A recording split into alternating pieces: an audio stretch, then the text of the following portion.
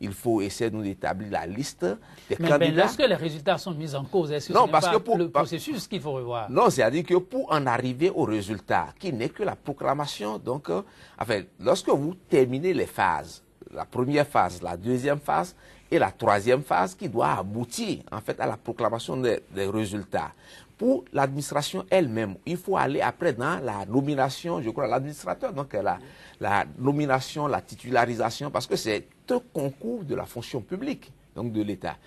Avant même donc d'aller à ces niveaux-là, c'est qu'il y a des actes qui doivent donc être posés. Je prends par exemple au niveau donc, du déroulement donc, des épreuves. On va vous dire, parce que les tests sont là et ils sont clairs, on va vous dire que le concours, enfin la proposition donc des épreuves passe par la direction des examens et concours et en collaboration avec le ministère donc, de la fonction publique et le ministère concerné pour le recrutement, etc. Moi je dis, à chaque niveau, il y a donc des actes à poser et des actes à prendre, de telle sorte aujourd'hui que quand on parle d'annulation d'un concours, je dis, mais c'est à quel niveau? Je m'interroge. Vous avez aussi la même préoccupation? Oui, c'est la difficulté que le Conseil des ministres aura. La fraude en question, elle se situe à quel niveau? Est-ce que c'est au début du processus? Parce que quand vous écoutez Jean-Baptiste Elias, on a dit que certains qui n'ont pas le diplôme, qui sont arrivés, d'autres n'ont pas composé. Donc en réalité, les fraudes évoquées sont au début, en amont et en aval, n'est-ce pas, de ce concours-là. Et donc ça pose véritablement un problème, encore que les admis ou les présumés admis, de toute façon, les résultats ont été proclamés. Et les admis ont déjà pris service, ont commencé le stage. Et donc, nous sommes vraiment, et je vois un peu la difficulté, n'est-ce pas, de ces ministres-là. Vous avez dit qu'ils hochent la tête. Donc, il y a beaucoup de problèmes de droit qui se posent là. Parce que n'oubliez pas que si on ne peut pas régler ce problème que de façon administrative, qu'on peut aussi aboutir au pénal, puisque nous avons une ordonnance qui réprime, n'est-ce pas, les fraudes au niveau des concours publics. Hein? Donc, il y a beaucoup de problèmes. Il y a certains, on a estimé que certains ne sont pas arrivés, d'autres ont composé à leur place. Et donc, il y a beaucoup, certains nimboglio. Mais moi, je pense que il faut examiner le problème avec sérénité, que sans doute on confiera le travail, n'est-ce pas, au corps de contrôle, n'est-ce pas, pour examiner les problèmes qu'il y a à partir des preuves que les uns et les autres ont à partir de ce concours-là, et que manifestement, on pourrait aboutir à des éléments qui peuvent justifier soit une annulation partielle, soit une annulation totale.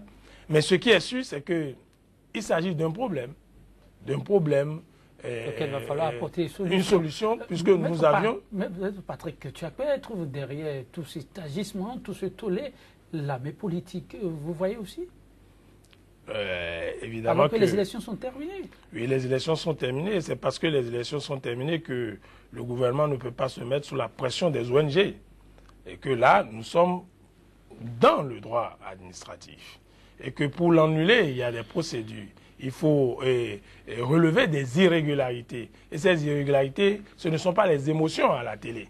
Et ce sont des preuves qu'il faut apporter, n'est-ce pas, au niveau des différentes étapes de ces concours-là. Hein, au niveau de la direction du recrutement de concours, de DRAE, il faut, avec les syndicats, parce que encore que nulle part dans les tests, on a dit d'organiser le concours avec la collaboration des syndicats. Il s'agit d'une démarche biaisée, et puis qui a consisté à mener tous les syndicats dedans, les ONG, tout le monde pour organiser le concours. Sinon, le concours, il y a des tests qui régissent l'organisation de concours en République du Bénin, et nulle part nous n'avons vu les syndicats. Il faut savoir les respecter. Mais il faut les respecter. Maintenant que les responsables du ministère de la fonction publique ont voulu, pour des questions de transparence, associer les syndicats, et que là, ça devient un problème pour eux, ils doivent gérer tout ça là. Et je pense que le gouvernement doit prendre de la hauteur. Prendre de la hauteur, c'est quoi? C'est de remettre les tests au cœur de la gestion de la cité des problèmes. Qu'est-ce que les tests disent? Quand il y a un problème, quelle est la commission ou bien quel est le corps de contrôle concerné? Il faut, n'est-ce pas, inspecter naturellement ce concours-là et produire un rapport. Et ce n'est pas Maître Chakwe qui va me dire que c'est la preuve et la rançon du droit. Le piège est permanent. Se prononçant justement sur cette situation, le ministre de la Justice, Gadesso, je le cite, Joseph Diogbenou, déclare « Vous saurez la position du gouvernement après le premier conseil des ministres, mais elle ne s'écartera pas de l'idée générale, de l'impression générale, du vouloir général. » Maître Patrick, oui, vous avez suivi aussi avec nous cette déclaration-là, ça veut presque tout dire. Elle ne s'écartera pas du vouloir général. Que ça peut insinuer? Oh, vous savez, maintenant, tous, ils sont en politique. Et en politique, on peut se permettre de dire tout ce qu'on veut. Et surtout si on a fait donc, des promesses lors donc, des campagnes électorales. C'est tout ce que moi je sais en cette affaire, c'est que ce serait une erreur grave pour ce Conseil donc, des ministres de se tenir et d'annuler donc ces concours. Parce que ce serait très grave. Parce que la responsabilité d'annulation de ce concours ne revient pas donc au ministre, en fait, ne revient pas donc au Conseil des ministres. Parce que, comme il a dit tout à l'heure, il faut donc des procédures, il faut déterminer les niveaux d'irrégularité et autres et saisir. En matière d'annulation du concours ou d'un concours de la fonction publique donc, au Bénin, vous saviez qu'il y a la chambre administrative donc, de la Cour suprême qui est là. Donc, moi, je me demande, avec ces cris et autres, aujourd'hui, parce que on va vous dire, il faut demander. L'administration est une continuité. Et ceux qui ont organisé donc, ces concours-là, c'est-à-dire que sous l'autre régime du président Yahi, où ils ont organisé donc, ces concours, c'est-à-dire qu'ils n'ont pas pu prendre les résolutions qu'il fallait donc prendre pour pouvoir donc régler donc, le problème avant donc, de partir.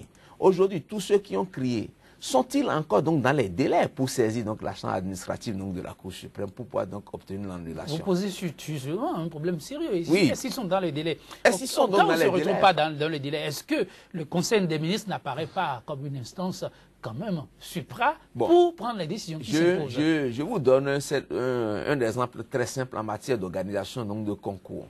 Je vous disais qu'il y a donc les opérations préalables. Lorsque vous prenez les opérations préalables, il y a par exemple l'ouverture du concours.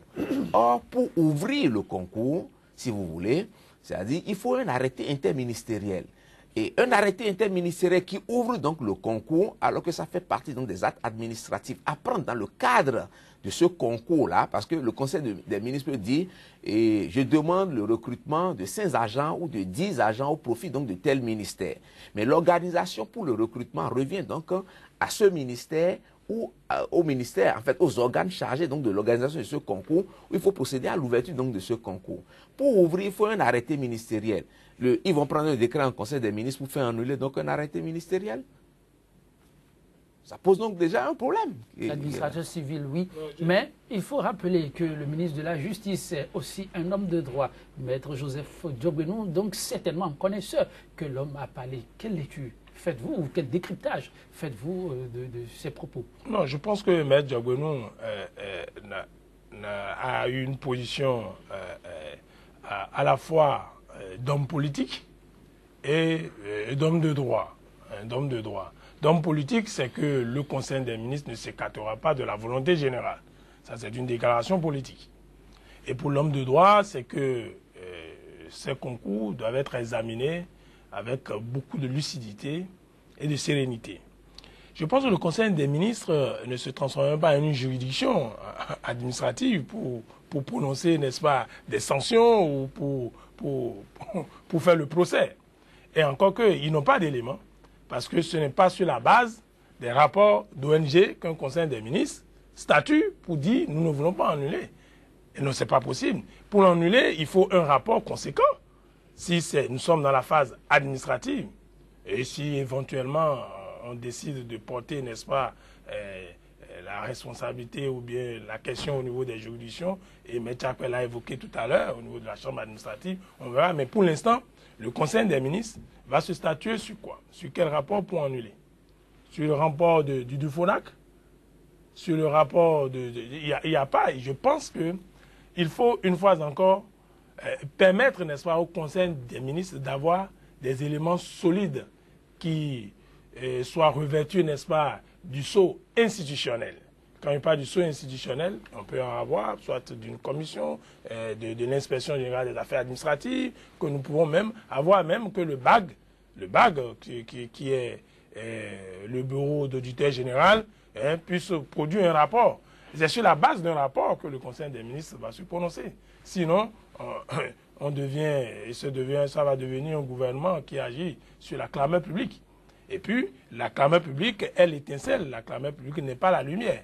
Le Conseil des ministres, à partir, n'est-ce pas, de ce que j'appelle clameur publique de l'opinion publique, peut décider d'ouvrir des chantiers, d'ouvrir des voies pour pouvoir voir clair dans cela. Donc, il ne faut pas prendre des décisions sur la base de WhatsApp ou bien de Facebook, qui ne sont pas, n'est-ce pas, des institutions crédibles. Donc, il faut nécessairement avoir des éléments prouvants. Ce n'est pas parce que dans l'opinion, nous savons qu'il y a ceci. On peut avoir la certitude, on peut être convaincu que ce sont des concours frauduleux. Mais si le Conseil des ministres ne statue pas sur la base de rapports administratifs conséquents, eh bien, il passerait à côté. Et une fois encore, force doit rester à la loi. Et n'oubliez pas que le régime de la rupture a fait du respect de la loi son leitmotiv et veut faire des institutions fortes et non des hommes forts. Et quand on est dans cette perspective-là, il faut permettre aux institutions et aux structures chargées de faire la lumière sur des irrégularités, produire des rapports afin qu'on puisse se prononcer. Vous voyez donc l'équipe entre le marteau et l'enclume. Oui, je vois l'équipe très influencée par la clameur publique et je suis convaincu par la qualité des hommes et des femmes qui se trouvent dans ce gouvernement, qui pourront prendre la hauteur. Et cela ne veut pas dire qu'il ne faut pas annuler le concours, mais il faut respecter les procédures. Il ne faut pas poser des actes qui pourraient entorser, n'est-ce pas, aux contribuables béninois. Parce que généralement, vous savez, quand l'État est en procès avec les particuliers, l'État a toujours perdu. Et parlant justement de ces contribuables, est-ce qu'il vous est arrivé, vous, Wimbo, de vous mettre un peu dans la peau de ceux-là? Du contribuable béninois. Oui, dans le cas d'espèce, ceux-là qui se sont vus déjà déclarés admis, vous savez comment ça se passe. Ça se mais ils ont fait... Aujourd'hui, il y a tous ces appels-là. Oui, j'ai suivi sur... Non, avant de revenir, je dis vous. Est-ce qu'il vous est arrivé de vous mettre dans leur peau? Je suis admis et après on dit que je ne suis pas admis. Là, vraiment. Mais vous imaginez qu'en tant qu'humain, en tant que quelqu'un qui possède la raison, quelqu'un qui a du sang qui coule dans ses veines, je ne serais pas heureux. Donc la vie ne sera pas facile. Pas facile. Et cela se traduit déjà par les on y reviendra, mais Maître Tiakwe, dites-vous, je vois ces contribuables dans la position de condamnés qui attendent sur le banc d'accusés, attendant la sentence finale. Comment ça se vit ces instants-là avec le client? C'est des parallélismes de forme. Non, je crois que c'est un peu plus difficile.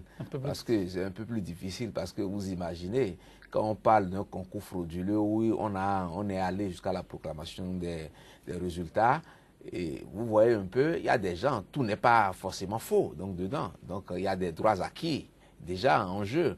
Donc je crois qu'il faut essayer d'analyser et d'aller au cas par cas et éviter d'en faire une histoire populaire et une histoire de politique, une histoire de campagne où il faut respecter les promesses. Chacun insiste la politique, attention à la politique, parce que lorsqu'elle est présente partout, les dégâts sont énormes. Les concernés, comme pris dans l'étau, ont donné hier de la voix. Wimbo l'évoquait tout à l'heure sur ce qu'il qualifie de cabale contre leur personne. Avec la complicité de la régie, nous allons écouter le porte-parole avec votre permission aussi, chers invités. Donc, on les suit. Il a été donné de constater que nous, lauréats des concours organisés au profit du ministère de l'économie, des finances et des programmes de dénationalisation, session de juin 2015, faisons objet depuis plusieurs mois d'un lynchage médiatique savamment orchestré, à sortir de nombreuses attaques, insultes et acharnements. Ainsi, nous avons été traités de tous les noms d'oiseaux et cela ne saurait perdurer. Quel tort avons-nous commis en ayant été déclarés admis par une commission dont les lauréats ne sont nullement membres? Est-ce le seul concours organisé par le régime précédent? Pourquoi est-ce que ce sont les concours organisés au profit du ministère de l'économie et des finances qui suscitent chaque fois tant d'intérêt? Nous passons par le présent canal afin de tenir informés l'opinion publique nationale et internationale de ce qui suit. Nous sommes avant tout béninois, fils et filles de ce pays, au même titre que nos détracteurs et les querelles politiciennes, ainsi que les règlements de compte, ne devraient pas faire de nous des victimes. Nous avions légalement pris service depuis 6 mois après avoir démissionné de nos précédents emplois. Il n'est donc pas question de jouer avec les acquis de plus de 1600 Béninois ayant comme base arrière leurs parents, familles, amis et alliés. Étant donc d'un pays de droit, nous invitons nos détracteurs à utiliser les voies légales prévues par notre Constitution afin de prouver leurs différentes allégations et que force reste à la loi.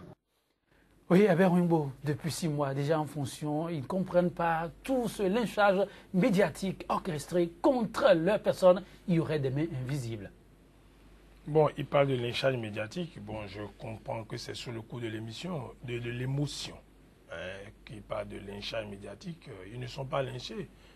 C'est que chacun est dans son rôle, chacun joue son rôle, que les ONG sont en train de jouer leur rôle, que les médias aussi essaient de décrypter l'actualité liée à ces concours-là. Je pense que s'ils interprètent ça comme un lynchage, bon, c'est le point de vue. On peut, au nom de la liberté d'expression, on peut leur accorder cela. Mais cela dit, ils ont dit quelque chose d'essentiel, à mon avis, c'est que force doit rester à la loi. Ils ont dit quelque chose d'essentiel, c'est qu'ils ont pris service depuis 6 mois. Ils ont dit quelque chose d'essentiel, c'est que ceux qui s'attaquent à leur personne, s'attaquent à la proclamation de ces résultats, doivent faire valoir, n'est-ce pas, leurs revendications devant les juridictions compétentes. Et pour cela, moi, je me réjouis qu'ils aient un sens élevé du droit et qu'ils savent très bien que dans un pays démocratique, dans un état de droit, que seul le droit, seule la décision de l'autorité compétente, seule cette décision est valable. Et autre décision que cela doit être classée dans le cadre, n'est-ce pas, de ce que M. Tchakwe appelle la politique. Moi, je suis très légaliste, je suis attaché au test. Je pense que si les investigations liées, n'est-ce pas, à ce concours aboutissent et qui sont menées par des gens assermentés et qualifiés pour, ça, il est important de le faire savoir.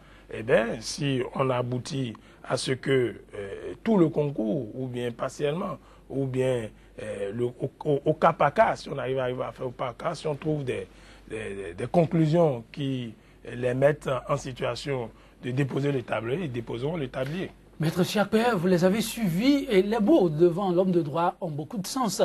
Ils disent qu'il ne doit pas servir de règlement de compte. Oui, et je suis entièrement d'accord avec eux. D'accord avec eux? Oui, je suis entièrement d'accord avec eux. Parce que tout à l'heure, je vous disais quelque chose. Quand je parlais des opérations préalables dans l'organisation d'un concours, et je disais qu'il y avait donc des étapes. Vous savez que dans ces opérations préalables, il y a ce qu'on appelle la nomination d'un jury. Il faut nommer donc un jury. Et lorsque vous nommez donc le jury qui, à la fin, doit pouvoir donc travailler et pouvoir donc dégager, établir donc la liste des candidats reçus, c'est que la décision de ce jury, en fait, est souveraine et sans appel. Ah bon? Ah oui, il faut faire attention. La décision donc de ce jury est souveraine et sans appel. Mais partant donc de là, alors qu'on a proclamé donc les résultats et que le jury qui a proclamé donc ces résultats, en fait, a une décision souveraine et sans appel, les voies de recours s'ouvrent juste après la proclamation donc des résultats. Et lorsqu'on ne le fait pas? Sont-ils aujourd'hui encore dans le cadre ou dans le cadre donc des essais donc des voies donc de recours? C'est pour ça que j'ai vu que c'était un peu plus décevant que des syndicalistes crient, mais ne prennent pas la voie qu'il faut donc prendre pour pouvoir donc conserver eux-mêmes donc le droit qu'ils ont à demander donc l'annulation donc de ce concours.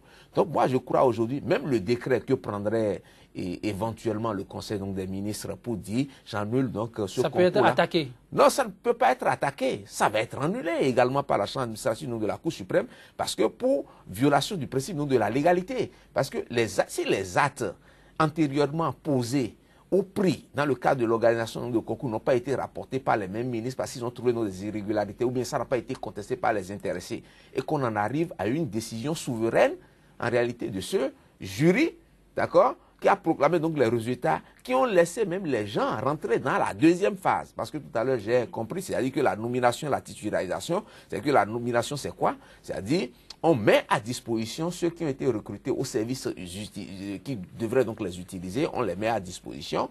Et après la titularisation, c'est qu'on leur donne la qualité donc de fonctionnaire dans le processus. Si on laisse tout ça et on arrive même à la nomination et la titularisation dans un emploi permanent et le reste n'est que l'ouverture donc sur la carrière, à savoir l'évolution de l'intéressé dans le service avec les avancements et autres, je crois qu'aujourd'hui on parle donc de quoi? On ne parle donc de rien dans le pays. Donc beaucoup de bruit pour rien? Pour rien. Donc, je dis que même du point de vue politique, en prenant même un décret pour dire, pour essayer donc de plaire à tout le monde en disant j'annule donc ces concours-là, c'est que le décret va être attaqué. Ne dites surtout pas, maître, qu'on est dans du sensationnel là. Je dis que le décret va être annulé et pas la Cour suprême, par la Chambre administrative donc de la Cour suprême, du simple fait qu'il aura donc, et ne serait-ce que la violation du principe donc de la légalité. Le temps, c'est de l'argent. On va faire perdre beaucoup d'argent aux contribuables dans ces conditions-là? Non, on fait en sorte qu'on ne va pas perdre assez de temps ni de l'argent, n'est-ce pas, aux contribuables béninois. Mais je pense que le temps est court. Je voudrais ajouter quelque chose à ce que Maître Tchakpa vient de dire. C'est que les étapes de nomination et de titularisation sont des étapes très longues. Pas comme ils l'ont dit tout à l'heure, en 6 mois, ce n'est pas en 6 mois. D'abord, quand vous êtes nommé, vous devez passer 1 an, n'est-ce pas, de stage, n'est-ce pas? Non, je suis entièrement d'accord avec vous. Mais le problème qui se pose, on sort donc d'un régime où on sait que les choses ont été organisées de façon irrégulière. Tout le monde en a conscience donc dans le pays. Donc, on n'a pas fait la démarche qu'il faut. Donc ça veut dire que... Ok, d'accord, je vous comprends maintenant. Je comprends alors parfaitement. Donc, oui, vous avez, le droit est une question de procédure. Hein? Le droit même est essentiellement procédure. Je passe sous le contrôle de l'avocat. Donc, quand on a escamoté ces étapes, c'est pourquoi je pense que quand il y a un problème qui se pose, il faut prendre de la hauteur, de la lucidité, de la sérénité. Les gens, ils laissent les voies de recours telles que prévues par la loi, telles que par les tests, mais ils préfèrent régler les problèmes par les caméras. Alors qu'il y a le temps pour exercer, n'est-ce pas, ces recours-là, et il y a le temps... Donc dans ce dossier, un peu de mots, dans ce dossier, on peut ne plus en arriver à se faire justice. C'est ça, maître? Non, on ne doit pas, nul n'a le droit de se faire justice. Apporter l'affaire là où il faut. Oui, c'est ça. Il faut que ce soit les institutions compétentes, que les organes compétents qui ont été créés pour... Nous avons assez d'organes dans le pays qui sont créés pour régler tous ces problèmes-là. Et une fois encore, je vous dis que ce ne sont pas les ONG qui doivent créer, ce n'est pas WhatsApp ni Facebook. Il faut s'adresser aux institutions compétentes. Nous avons des structures au niveau de chaque ministère même, au niveau de chaque ministère, que ceux qui ont qualité même à contester ces concours. Il y en a qui ont passé le concours, qui estiment qu'il y a ça. Il y a des erreurs sur la personne des gens, sur la qualité. Vous avez évoqué toutes les opérations préalables. Si on me dit par exemple que M. Ins n'a pas le diplôme pour le faire et qu'on apporte les preuves, mais c'est un motif assez sérieux. En tout cas, tout ceci vise à assainir l'administration publique. Oui. Et au nombre des mesures, il y a une autre qui fait couler assez d'encre et de salive. Il s'agit de celle visant l'interdiction d'usage de postes téléviseurs au sein de l'administration publique. Maître Tchakpa, vous avez eu la nouvelle aussi. Vous avez eu à applaudir? Non, vous savez, quand le président Yahi était venu ici en 2006, je crois qu'il allait contrôler les retards dans les ministères. Je crois que très tôt, il a eu le temps donc, de comprendre. Je crois que laissons le nouveau président poser donc, les règles, tu vois, qui doit pouvoir donc, contribuer à la bonne marche de l'administration publique, et puis on verra. Le Béninois, il restera ce qu'il est. Qu'est-ce que ça signifie? Le Béninois restera. Il donne l'exemple du chef de l'État, de l'ancien, qui a donné de beaux signaux, et par la suite, on sait ça n'a pas prospéré. Non, c'est pour vous dire que c'est le Béninois lui-même d'abord qui doit changer. Et je crois que le président qui viendrait véritablement garder donc ce pays et essayer donc d'expliquer aux Béninois ce qu'il faut faire pour être vraiment utile pour son pays, c'est celui-là, je crois que qui ne viendrait pas seulement pour parler donc de postes téléviseurs, encore moins donc contrôler donc les retards, mais de mettre dans la tête donc du Béninois qu'il ne peut réussir que par donc le travail. Et ça dit que cet homme n'est pas encore né? Non, cet homme, je ne suis pas si pessimiste. En parabole, je ne suis pas si pessimiste que Maître Tchakpé. Je pense qu'on peut vaincre la fatalité. Et pour vaincre cette fatalité, il faut nécessairement que la tête puisse donner l'exemple. Je le dis parce que j'ai un exemple souvent, un exemple itinérant. Vous voyez, quand la police a demandé aux motocyclistes de ne plus prendre par la chaussée, je pense qu'on respecte ça. Ceux qui quittent Calavi, je pense que le maître observe. Mais les gens respectent ça. Veut dire quoi? Ça veut dire que le Bénin n'est pas si difficile que ça. Nous sommes un peuple discipliné qui n'attend que la tête puisse indiquer, n'est-ce pas, le chemin, la voie. Il nous faut un tché. En réalité, il faut tché pour aller, n'est-ce pas, vers cette prospérité-là. Mais cela dit, je pense que les postes téléviseurs dans les bureaux, bon, je ne sais pas quel est le rapport, quelle est l'étude qui a été faite. Ben, il paraît qu'il y a de ces agents qui, à longueur de journée, au lieu de s'occuper de leurs papiers, de leurs documents, eh bien, c'est une partie au feuilleton, l'autre pour peut-être un journal télévisé ou un débat. Et pas la suite, quelques minutes avant la fin. Ils passent le temps à suivre Sika TV, vous voulez dire? En tout cas. Et quelques minutes à la fin, mais ils passent le temps à suivre Sika TV. C'est ça qui vous gêne? À la maison. Mais vous savez que... pas de moi, je vous explique puisque vous n'êtes pas informé. Vous savez qu'en dehors des postes téléviseurs, vous savez qu'on peut regarder la télévision sur les portables. Maître Tchakpé, vous voulez dire que le problème n'est pas encore réglé? Non, je pense que oui, on peut suivre. Vous avez avec. Il y a autre chose même plus grave que les postes téléviseurs. C'est le phénomène WhatsApp. Tout le monde est concentré, tête baissée sur les tablettes dans les bureaux. Donc, vous voyez que les problèmes, on est en train de les déplacer. On est en train de les déplacer. C'est finalement dans la conscience, c'est la conscience des Béninois qu'il faut, je n'ose pas dire qu'il faut changer, mais qu'il faut dresser. Il faut faire en sorte que les Béninois soient conscients de ce qu'il y a un temps pour travailler, un temps pour faire WhatsApp, un temps pour aller sur Facebook. On ne peut pas passer toute la journée à être en train d'envoyer des SMS. On ne peut pas. Mais c'est même dans la Bible. Hein, il y a un temps pour chaque chose. Tout le monde ne connaît pas la Bible. Hein? Mais c'est dans le Coran aussi. Il y a un temps pour faire tout. Il y a un temps pour prier. On ne peut pas. Eux aussi, il y a un temps pour aller voir le fétiche. Il y a un temps pour aller au champ pour travailler. Il faut réorganiser le temps pour que les gens sachent qu'il y a chaque chose chaque chose à son temps. Et je pense que c'est cela qu'il faut. Mais cela passe par la famille. Il faut que dans la famille, on puisse éduquer les gens à être des citoyens dignes. C'est vers la famille qu'il faut aller. Et tout se joue avant 6 ans. Hein, on nous a appris quand nous étions en philosophie, en psychologie. Donc, les enfants qui sont à la maternelle, je ne désespère pas des gens comme vous, hein, des gens qui sont plus âgés, je veux dire. Non, si c'est la ponctualité continue, il n'y a pas de problème. Je pense qu'il faut faire en sorte que les enfants qui sont à la maternelle jusqu'à 6 ans, ceux qui sont au primaire, au collège, on puisse réussir à les inculquer des valeurs essentielles. Mais sur l'existant, Maître Tchakpé, est-ce qu'il ne faut pas être très optimiste tout de même? J'ai dit applaudi tout à l'heure, je vais me poser la question sous cet angle, parce que les événements heureux, ça s'applaudit. Mais vraiment, honnêtement, on sait que ce gouvernement, en son sein, il y a quand même l'homme qui a prôné la nouvelle conscience. Et on sait ce que ça recèle comme valeur. Vous avez dit qu'il faut changer l'homme.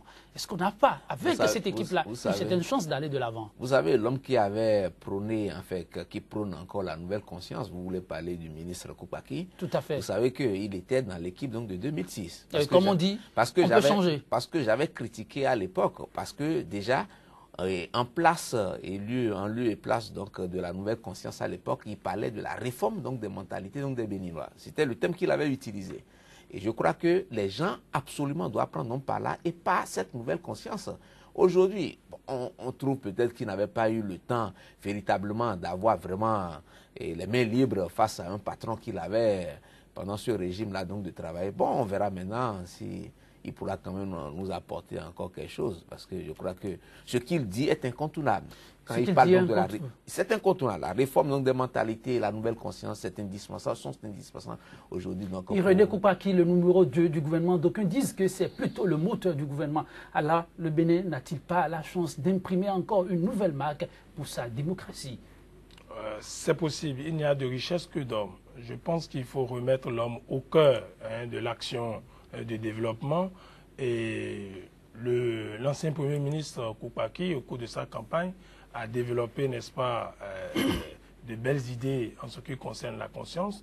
Je pense qu'il est possible d'imprimer dans les actes du gouvernement, dans les comportements du gouvernement et dans les initiatives du gouvernement, n'est-ce pas, ce brin de réforme de ces mentalités par des exemples concrets. Ce dont nous avons besoin, ce sont des exemples et non des mots. Une fois encore, vous convenez, il faut que la tête change afin que le wagon, la queue, le reste suive. Je crois. Mesdames, Messieurs, 100% Bénin, le numéro du jour, nous le bouclons sur cette citation du grand humaniste Henri Dunant. Seuls ceux qui sont assez fous pour que quelque chose puisse être changé et apporter donc quelque chose de neuf à ce monde peuvent y parvenir, oser. Et vous pourrez déplacer toute une montagne à vous seuls. D'abord vous et ensuite le reste suivra. Merci pour l'attention et la confiance renouvelée. Je vous retrouve lundi. Mais 100% Bénin, lui, se poursuit le restant des jours ouvrables de cette semaine. À très vite sur 100% Bénin.